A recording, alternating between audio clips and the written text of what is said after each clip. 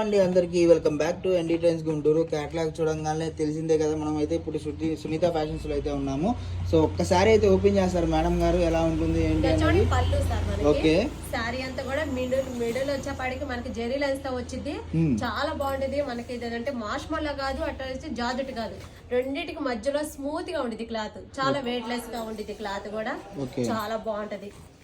So మరి ఇంత మంచి కలెక్షన్ ఇస్తున్నారు, ఇప్పుడు ఎంత రేట్ వెళ్ళిపోయింది? 600-500 దాటి 449. దీంట్లో మూడు డిజైన్స్ ఉండే, అదే కాస్ట్. మనకి వచ్చేపాటికి ఏది ఇంకో క్యాటలాగ్ ఏది.